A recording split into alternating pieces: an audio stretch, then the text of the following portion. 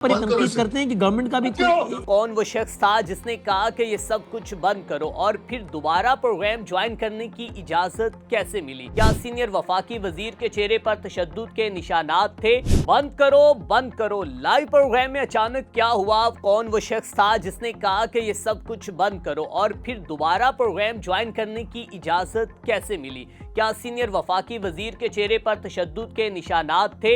एहसन इकबाल और अता तड़त के मुतजाद बयानात ने सोशल मीडिया पर एक नई बहस छेड़ दी। नाज़रीन, हाल ही में वफाकी वजीर मनसूबा बंदी एहसन इकबाल निजी टीवी चैनल के लाइव प्रोग्राम में गुफ्तगू कर रहे थे। उसी दौरान किसी नामालूम शख्स की मुदाखलत के बायस उनका मोबाइल फोन बंद हो गया, जिससे नशियात में थोड़ी देर के लिए रुकावट पैदा हुई, जबकि उन्होंने कुछ ही देर बाद प्रोग्राम को दोबारा ज्वाइन कर लिया। लेकिन वाकया जैसे ही सोशल मीडिया पर वायरल हुआ तो सार्फिन ने जानना चाहा कि लाइव प्रोग्राम के दौरान वफाकी वजीर के साथ आखिर क्या हुआ और अचानक राब्ता मुनक़्क़ता होने की वजह क्या थी। सहाफ़ी अजमल जामी के ट्वीट के बाद एहसन इकबाल ने वाज़िया तौर पर बात करते हुए इसके ऊपर बात की और कहा कि एक शख्स की बहस के बायस मुख्तसर रुकावट पैदा हुई, जबकि वो शख्स उस वक्त इस बात से लाइलम था कि लाइव शो में गुफ्तगू कर रहा हूँ। और उन्होंने बताया कि कुछ ही देर बाद मैंने प्रोग्राम को दोबारा ज्वाइन कर लिया और हमारी बातचीत होती रही।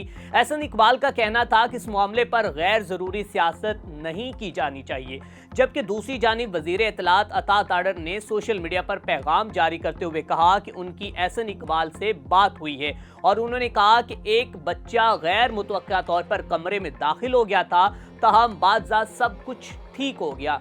यही वो दो मुख्तलिफ बयानात थे जिस पर सार्फिन अपनी क्या ज़राइयाँ पेश कर रहे हैं और एहसन इकबाल साहब तो किसी शख्स के बारे में बता रहे हैं, जबकि अता ताड़र बच्चों के बारे में बात कर रहे हैं। अगर देखा जाए तो बच्चों की उम्र और आवाज़ में काफ़ी फ़र्क महसूस हो रहा है। मीन दैट कि ये कोई बड़ा शख्स लग रहा है। सार्फिन की जानिब से सवाल किया जा रहा है कि पस मंज़र से बज़ाहिर गुस्से में आने वाली आवाज़ किसकी थी?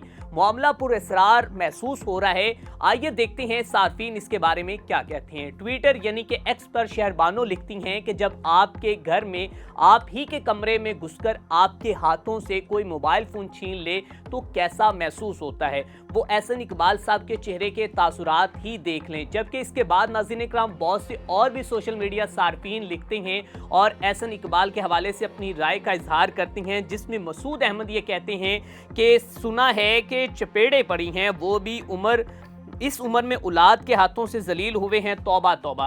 ये एक्स पर मसूद अहमद की जानिब से कहा गया। उसके बाद एक वकील नामी अकाउंट से कहा जाता है कि अहमद इकबाल साहब के मुताबिक एहसन इकबाल साहब का कोई बेतकल्लुफ़ दोस्त रूम में दाखिल हुआ था और उसे इल्म नहीं था कि इंटरव्यू चल रहा है और उसने बोला कि बंद करो इसे, क्योंकि एहसन साहब ने घर में दोस्तों की दावत की हुई थी। ये एक मुख्तलिफ किस्म की और आरा है।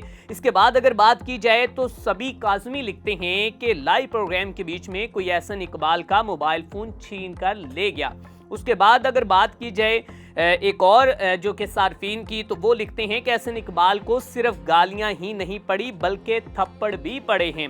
एहसन इकबाल की आंख सूजी हुई है और उसमें आवाज़ में भी थोड़ा सा दर्द जो है वो महसूस हो रहा है। ये जनाब लिखते हैं अहमद हसन। और इसके साथ साथ अगर बात की जाए सीनियर सहाफ़ी हैं नादिर बलोच, वो इस हवाले से लिखते हैं कि मुस्लिम लीग नून के रहनुमा एहसन इकबाल को प्रोग्राम के दौरान नामालूम शख्स की धमकी और उसके साथ साथ मोबाइल फ़ोन गिरते हुए देखा जा सकता है, नहीं मालूम कि क्या हुआ। इसके बाद अगर बात की जाए वफाकी वज़ीर अता ताड़र वज़ीर इत्तलात व नशियात, उन्होंने इस हवाले से कहा है कि बच्चे जो हैं वो रूम में दाखिल हुए थे, जिसके बायस जो है ये मामला सारे पेश आए। जबकि जो एहसन इकबाल साहब हैं उनका ये कहना है कि वहाँ पर मेरा एक जो दोस्त जो है, एक शख्स जो है वो दाखिल हुआ और उसको आइडिया नहीं था कि मैं यहाँ पर लाइव जा रहा हूँ। नाज़रीन इकराम, इस तरह की मुख्तलिफ आरा जो हैं वो सोशल मीडिया पर पेश की जा रही हैं और कहा जा रहा है कि उनको तशद्दुद का भी मुबैना तौर पर निशाना बनाया गया है और उनके ऊपर जो है वो कोई उनके बच्चों की बदतमीजी करार दे रहा है और कोई शख्स ये कह रहा है कि उन्हें वहां पर ज़दोकोब किया गया है। इस तरह के मुख्तलिफ आराज सामने आ रही हैं, जबकि एहसन इकबाल साहब ने खुद अजमल जामी के ट्वीट के बाद जो है इस मामले के ऊपर बात करते हुए कहा है कि ये कोई इतना संगीन मामला नहीं था, इसके ऊपर अब सियासत नहीं करनी चाहिए। लेकिन जैसे ही ये वीडियो सोशल मीडिया पर वायरल हुई तो लोगों ने